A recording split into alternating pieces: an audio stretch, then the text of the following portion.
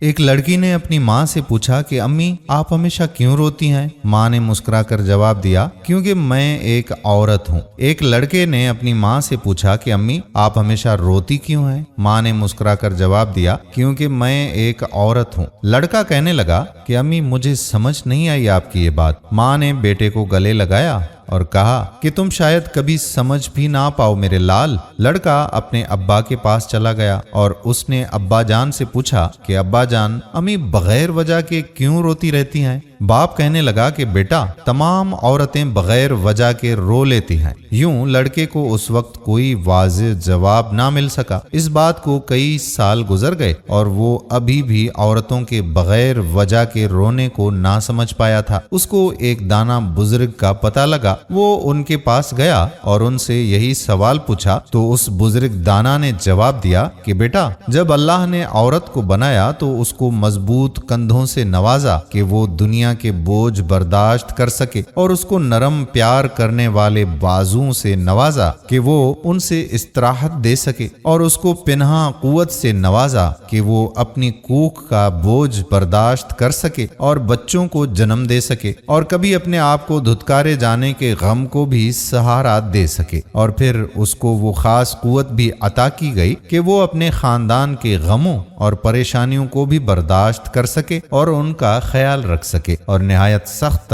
حالات میں بھی بغیر کوئی شکوہ زبان پر لائے اپنے قدموں پہ مضبوطی سے قائم رہ سکے۔ اور اللہ نے عورت کو نہ ختم ہونے والے پیار اور معاف کر دینے والے دل سے بھی نوازا ہے کہ اس کی اولاد کتنی ہی گستاخ اور نافرمان کیوں نہ ہو، وہ پلک جھپکنے میں اس اذیت دینے والی اولاد کو بھی معاف کر سکے۔ اور آخر میں اللہ نے عورت کو آنسو بھی عطا کر دیے کہ جب کبھی عورت کی تکالیف اور مشکلات حد سے بڑھ جائیں تو ان کا بوجھ کم کرنے کے لیے چند آنسو بہا سکے، اپنے کرب کو کم کر سکے اور پھر نئے سرے سے زندگی کے غموں کا سامنا کر سکے۔ یہی اس کی زندگی کا واحد مرکز اور نقطہ ہے۔ اسی لیے ہمیں عورت کے ان آنسوؤں کو عزت دینی چاہیے اور ان کا مضحکہ نہیں اڑانا چاہیے، چاہے وہ بغیر کسی وجہ کے ہی آنسو بہائے۔ بیٹا تمہاری خوراک کی نالی اسی لمحے کاٹ دی گئی تھی جس لمحے تم نے اس دنیا میں قدم رکھا، مگر اس کا نشان